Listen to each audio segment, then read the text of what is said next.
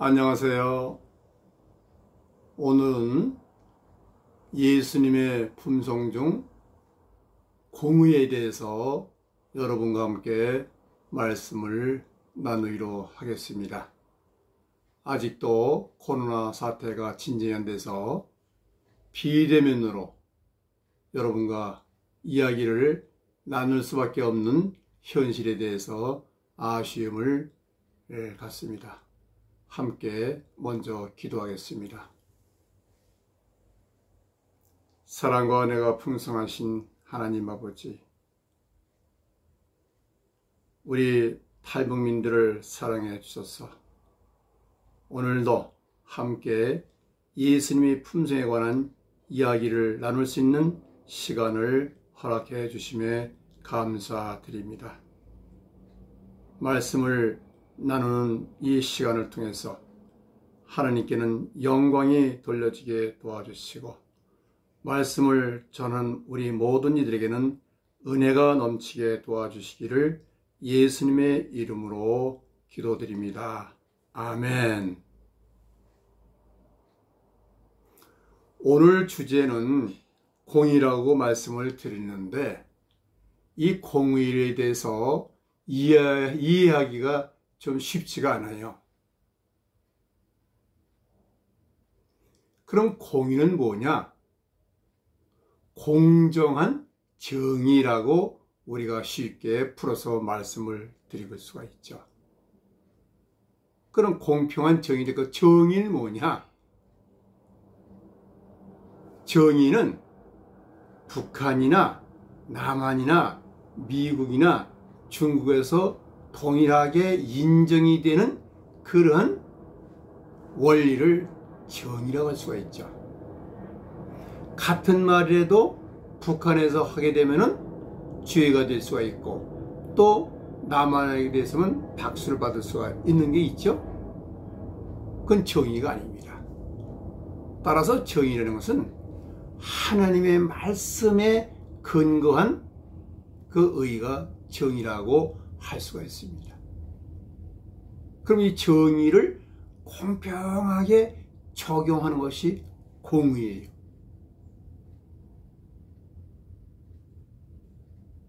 사전적 의미를 한번 보겠습니다. 교재를 보시죠. 교재 88페이지 보시게 되면 이렇게 되어 있습니다.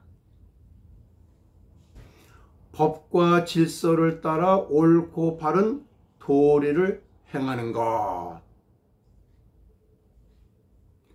그 반대는 불법이죠. 법과 질서를 따라 모든 일을 하는데 뭐 지위가 높거나 돈이 많다고 해서 그 법을 조금 적용을 덜 하고 가난하고 좀 이렇게 지위가 따라서 법을 좀 더 무겁게 하거나 돈 좀 이렇게 측은하게 해서 좀 덜 법을 감해주거나 벌을 감해주거나 이것은 공의가 아니라는 뜻이죠. 오늘 관련된 성경 말씀을 한 구절을 읽겠습니다. 잠언의 21장 3절에 나와 있습니다. 잠언 21장 3절에 나와 있고요. 여러분 교재에도 나와 있습니다. 공의와 정의를 행하는 것은 제사 드리는 것보다 여호와께서 기쁘게 여기시느니라. 무슨 말씀입니까? 죄를 짓고 남을 못 살게 굴고 정직하게 일을 하지 않고 와서 하나님께 예배를 드리는 것은 하나님께서 기쁘게 여기시를 않는다 이 뜻이에요. 그렇다고 예배 드리는 것을 가볍게 여기시는 게 아니라 예배를 참 고맙게 받아들이시고 그렇게 받아들이시지만은 그것보다는 공의를 한 단계 더 높게 인정을 하신다, 이 말씀입니다.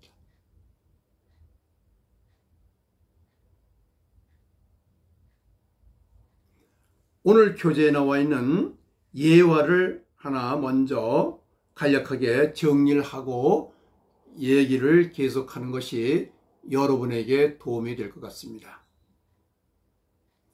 지금부터 한 90년 전 1930년대 전 세계적인 경제 공황이 있었던 시기가 있습니다. 경제 공황이라는 것은 이 물가 폭등, 인플레이션이 너무 세가지고 뭐 돈을 가지고 뭘 살 수가 없어요. 그러니까 뭐 돈이 많은 사람은 뭐 이래도 좋고 저래도 좋지만은 돈이 좋은 가난한 사람들에게는 엄청난 어려움에 당하는 거죠. 근데 그때 미국에서 법정에서 재판이 열렸어요.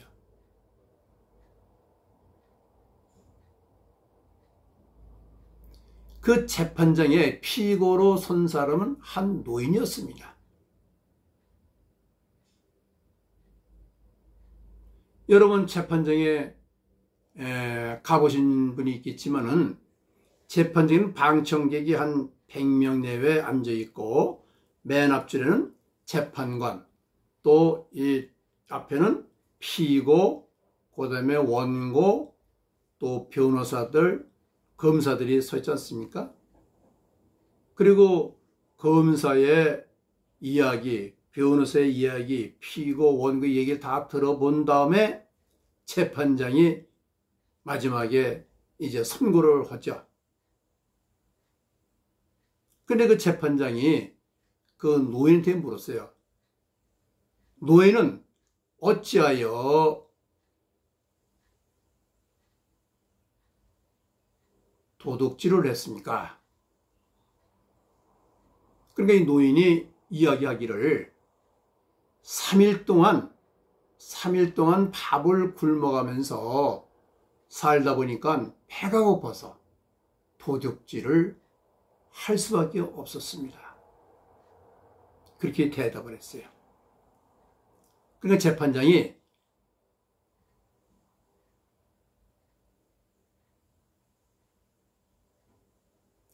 노인의 사정은 내가 충분히 이해를 하겠지만은 법은 누구에게나 공평합니다.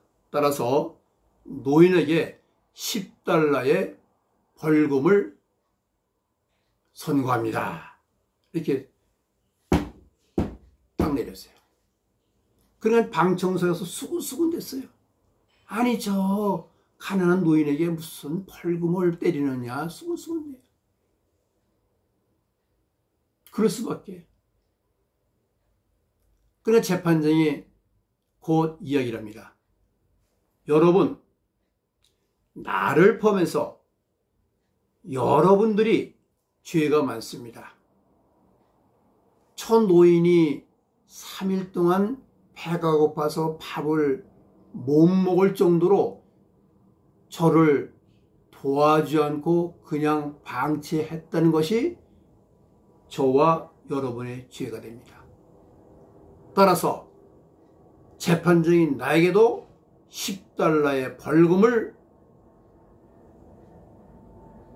선고하고 또 여러 방청구에도 50센트씩 벌금을 처합니다. 그러면서 자기가 주머니에서 10달러를 딱 내고서 그 바구니를 딱 돌리니까는 금방 57달러 30센트의 돈이 거쳤어요. 그러니까 노인이 그 바구니에서 10달러를 벌금을 내고 47달러 30센트를 가지고 법정을 나갔습니다.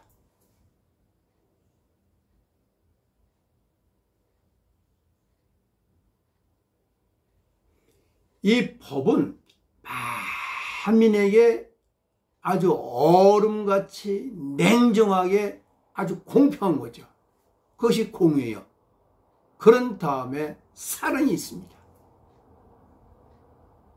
이것이 예수님의 품성 중 공의라는 것이죠.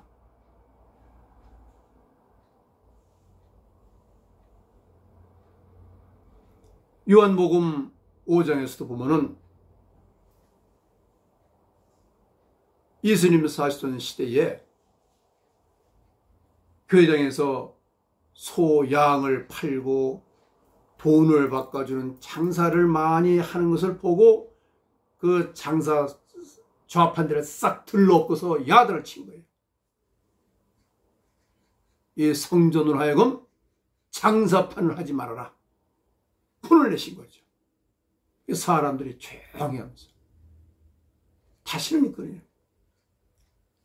예배당은 기도하고 예배를 드리는 것이 거기서 무슨 장사를 합니다. 따끔하게 벌을 내리시는 거예요. 그러시지만은 예수님은 왜 죽으셨어요? 많은 사람들의 죄를 대신 용서하시기 위해서 십자가에서 못 박혀 죽으시지 않습니까? 그게 사랑 아닙니까? 그게 예수님의 공의와 사랑이에요.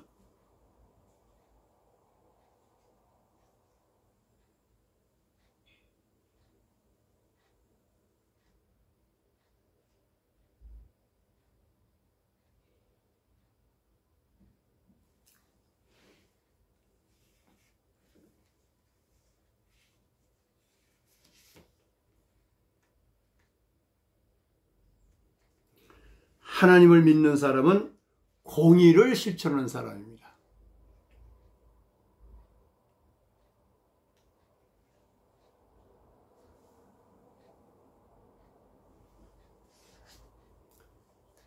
공의와 정의가 주의 보호자의 기초라고 시편 89장 14절에 나와 있어요. 주의 보호자의 기초가 공의와 정의예요. 그러니까 공의와 정의가 무너지면은 아무것도 아니에요. 아니 우리나라도 법이 있지 않습니까? 아니 법이 뭐 재벌이나 뭐 높은 지위를 가진 사람한테는 법을 그냥 약간 약하게 적용을 하고 돈이 없고 가난하고 지위 같은 사람한테는 엄하게 그런 말이 되겠어요? 그러지 않아도 요새 우리나라의 법을 보게 되면은 수십 년 전에 재판한 게 잘못됐다고 해서 다시 재판한 결과 중재가 죄가 없는 곳에서 엄청난 돈을 보상해 준 일이 많이 생기잖아요. 법관이나 검사, 판사들이 이 법에 대해서 정확하게 판단을 안 하고 그냥 정치적인 편향으로 해서 그 당시에 권력에 아부하려고 그런 경우가 많이 있는 것을 우리는 보지 않습니까? 우리 예수를 믿는 사람은 그렇게 하면 절대 안 된다.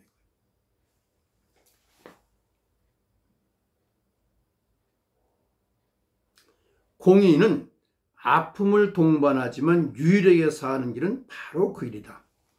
공의를 실천하면 마음이 아파요. 말도 많아. 그러나 그 결과가 사는 길이에요. 사는 길.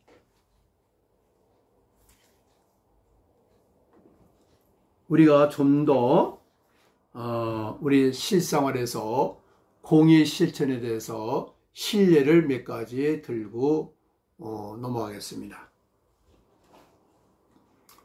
우리가 집안에서 아이들을 기를 때 초등학교 들어가기 직전에 엄마 아빠가 돈 10,000원을 주고 가게에 가서 뭘 좀 사와라 이렇게 심부름을 시키죠. 그럼 뭐 한 5,000원이나 6,000원, 7,000원 주고 물건을 사고 거스름돈을 가져와 가지고 엄마한테 거스름을 돈을 제대로 주는 아이가 있는가 하면은 거스름돈은 그냥 주머니에 넣고 뭘 까먹고 사먹고 그냥 물건만 드리는 아이가 있어요. 그러면은 제대로 아이를 가르치는 엄마 아빠라면은 철수야 이리 와봐라. 잔돈은 어디 갔냐? 거스름돈은 어디 갔냐? 물어봐서 거스름돈 제가 그냥 뭐 사 먹었어요. 거스름돈 뭐 꼭 드려야 돼요? 그러면은 이리 와봐. 거스름돈은 다음부터는 오늘은 용서하지만은 거스름돈은 꼭 엄마한테 가져와야 돼. 그렇지 않으면 너는 이제 야단을 맞을 거야. 이렇게 해서 그 아이를 어릴 때부터 돈에 대한 정확한 계산을 가르쳐 줘야 그 아이가 중학교, 고등학교, 대학, 또 회사에 가서도 또 사업을 하더라도 정확한 돈 계산, 공의를 실천해서 그 사람이 훌륭한 사람이 되지, 어릴 때부터 그렇게 잘못 가르치면은 그 사람이 큰 사고를 쳐서 인생을 망치는 경우가 많이 있어요.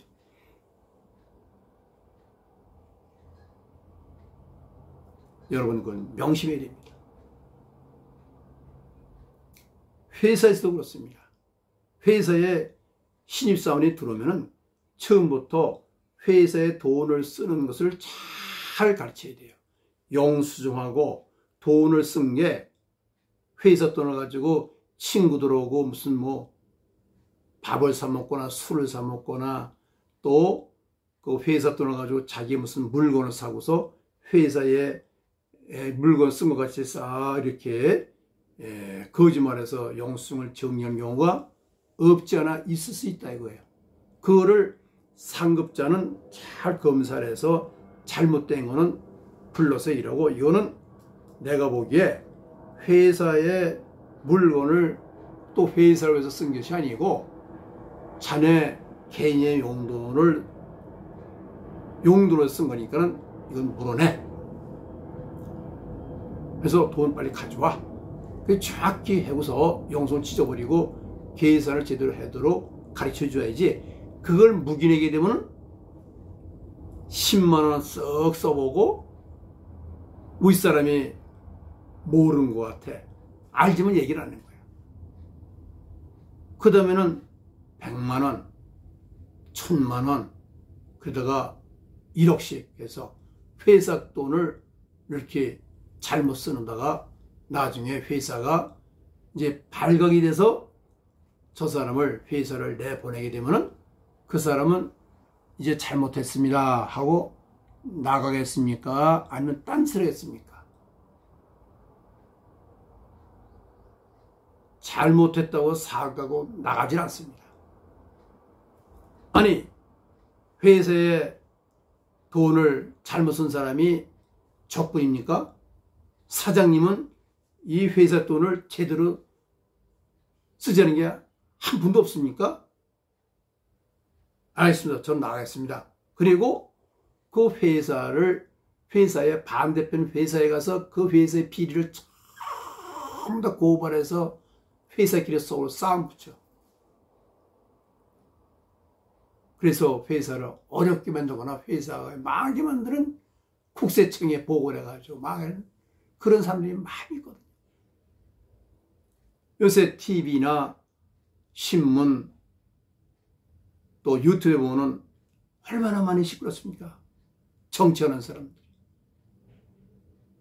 6천만 원, 7천만 원, 뭐 300만 원이냐, 뭐 6천억, 2천억, 1,500억이야. 왜 그런 일이 생깁니까? 어릴 때부터 잘못 교육을 받아서 그런 일이 생기는 거예요.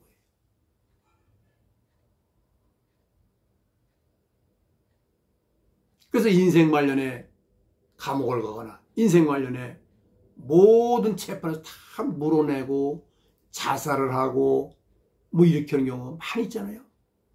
그 왜 그러냐? 어릴 때부터 공의를 실천을 안 했기 때문에 인생이 그렇게 완전히 아주 좋지 않게 끝난 경우가 많이 있지 않습니까? 지금도 감옥에 얼마나 많이 사람이 있었습니까? 얼마나 많이 자살을 합니까? 그러니까 예수를 믿는 사람들은 예수님의 품성의 공의를 제대로 알아서 그걸 실천을 할 때에 그것이 예수를 제대로 믿는 것이고 그것이 기독교인이라는 것을 이 시간 말씀을 드립니다. 그러면 오늘 이 시간에 우리는 무엇을 깨달아야 되느냐? 공의가 하나님의 기초, 보호자의 기초이기 때문에 그것을 행하는 자가 복을 받는다. 하나님의 말씀을 내용이 전부 다 공의이기 때문에 그것을 제대로 지키는 사람이 복을 받게 되어 있어요. 부모를 공경하고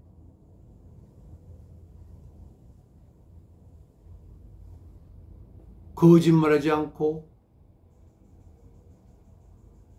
남의 재물을 탐내지 않고 거짓 증거하지 않고 살인하지 않고 제대로 생활하면은 그 사람이 복을 받을 수밖에 없지 않습니까?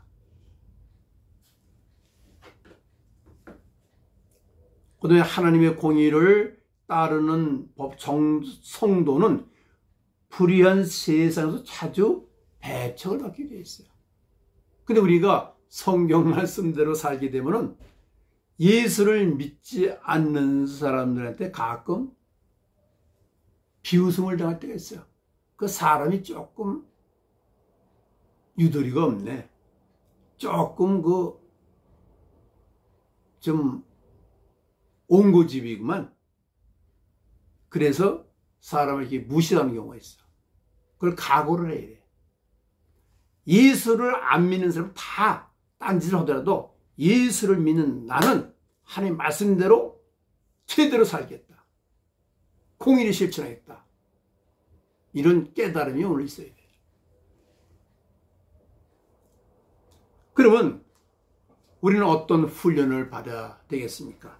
첫째는 하나님의 핵심적인 속성이 공의라는 것을 우리는 생각해야 돼요. 하나님의 속성 중에 하나가 공의라는 얘기예요. 모두 올바르고 법과 질서대로 올바르게 행하는 것, 정직히 하는 것. 이것이 하나님의 속성이다. 이것을 우리는 깨달아 늘 마음에 생각을 해요. 그리고 무슨 일을 생각하거나 무슨 일을 결정할 때는 이것이 하나님의 뜻에 합당한 것인가 이걸 생각을 해요. 인간의 잔꾀를 하면 안 돼. 그건 실패할 가능성이 많아. 그리고 환경이나 여건에 치우치지 않고 공의를 판단하는 것을 습관한다.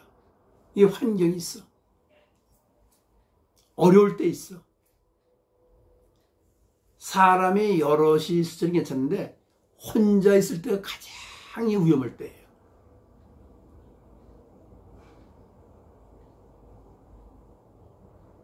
길을 가는데 돈덩어리가 떨어져 있어. 사방을 둘러보니까 아무도 없어. 그 돈덩어리를 자기 가방에 넣고 갔다. 그게 문제예요. 우리나라는 지금 골목마다 기본 다 CCTV가 감지하고 있어가지고 경찰이 지금 다 잡히게 돼 있어요. 요새는 편의점도 사람이 없는, 점원이 없는 편의점이 있어. 거기 CCTV가 다 감지하고 있어. 그냥 물건 그냥 가져나온다 다 잡히게 돼 있다는 말씀입니다. 어떤 환경에도 우리는 공의대로 모든 일을 해야 된다. 그 다음에 사람의 외모나 형편에 따라 흔들리지 않고 늘 공평하게 판단한다. 사람이 아주 지위가 높고 또 차도 좋은 거 타고 딱 있던 사람들은 꼼짝 못해. 좀 허스름하고 옷도 좀 이렇게 이렇게 입은 사람에겐 큰 소리 치고 절대 이러지 말라. 누구나 공평하게. 특히 우리는 요새는 이제 코로나 때문에 비대면으로 예배를 드리니까 그런 일 없지만은 이제 보통 때 예배당에 가서 주일날 안내하다 보면은 뭐 집에서 입는 옷 제일 좋은 거 입고 온 사람들은 아니면 저 맨 앞에 앉혀드리고 허름하게 입고 온 분들은 저 뒤에 저쪽 앉아 계시죠 이렇게 하는데 절대 그러면 안 돼. 누구나 다 똑같이 대우를 해드려요. 외모에 따라서 절대 사람 판단하지 말라. 그리고 큰 손해를 감수하고서라도 항상 공정하게 해야 된다. 무슨 말씀이냐면은 우리가 100만 원을 받기로 하고 무슨 일을 하기로 계약을 했어요. 뭐 문짝을 고치거나 무슨 뭐 보일러 설치하거나. 근데 일을 하다 보니까는 본전이 120만 원, 150만 원 막 들어가. 그러니까는 이 계약자가 아유, 이게 돈이 많이 들어가니까 일을 못 하겠습니다. 하다가 중간에 관둬버려. 그 왜요? 왜 안 해요? 아, 돈이 100만 원에 해드리기로 했는데 지금 본전이 120만 원 들어가서 더 이상 할 수 없습니다. 돈을 좀 더 주셔야 되겠습니다. 그러면은 그 사람한테 일을 맡긴 사람이 기분이 좋을까요? 안 되지 않습니다. 쌓이는 계획, 여기 당신 계약서가 있지 않소? 그렇게 하지 말고 일단 계약을 했으면은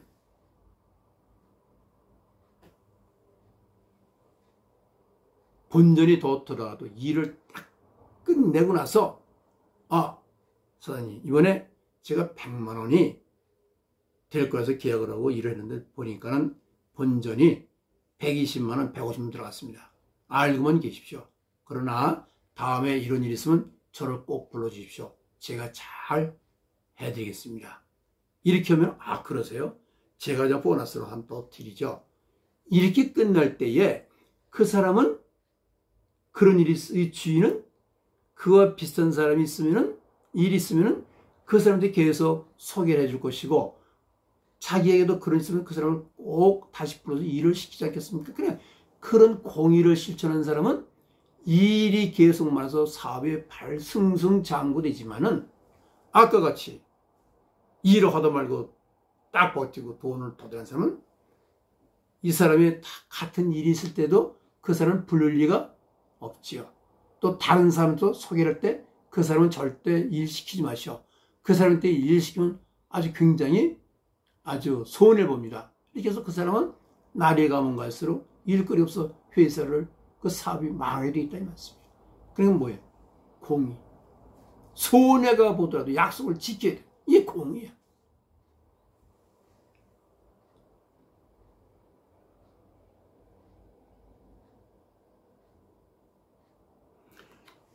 공의를 행하려면 반드시 핍박과 고통이 따른다는 것을 각오해야 된다. 사람이 공의를 지키면서 살려고 노력하다 보면은 거기에는 어려움이 당해요. 야, 저 사람은 까다로운 사람이니까 저 사람은 이러지 마.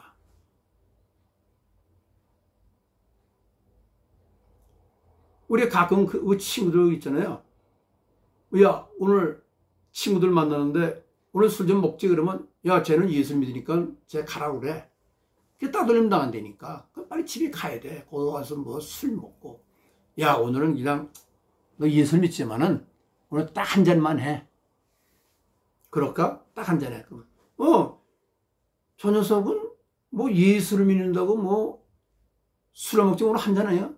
뭐 한 잔 더 해. 뭐 예수를 믿으면 별것도 아니야? 술 좀 더 먹어. 그다음부터 망가지는 거야. 예수를 믿고 공의를 실천한 사람은 때에 따라서는 따돌림을 받을 수 있고 손해를 볼 수가 있다는 것을 우리는 각오를 하고서 우리는 공의를 실천해야 된다 이겁니다. 사람이 좀 외골순해. 사람이 저렇게 살아가지고 어떻게 살 수가 있어? 이런 평가를 받을 수가 있는데 이건 각오를 하고 그럼에도 불구하고 우리는 공의를 실천하는 삶을 살아갈 때에 그 사람이 예수님의 품성을 닮아가는 길이고 그것이 예수를 제대로 믿는 길이고 그런 삶을 살아가는 삶에 기적이 일어나는 거예요. 범사가 잘 되는 거예요.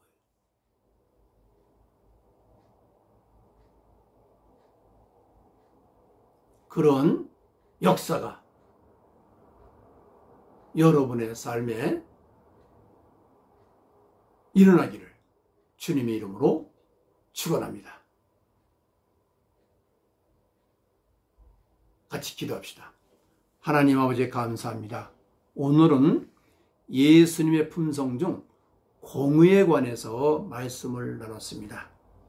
오늘 나눈 말씀이 우리 모두의 마음에 깊이 새겨서 자나깨나 예수님의 공의를 실천하는 우리 모두의 삶이 되어서 하나님께 영광을 돌리고 이 땅에서도 많은 사람에게 칭찬받는 멋진 삶을 살아갈 수 있도록 도와주시기를 예수님의 이름으로 기도드립니다.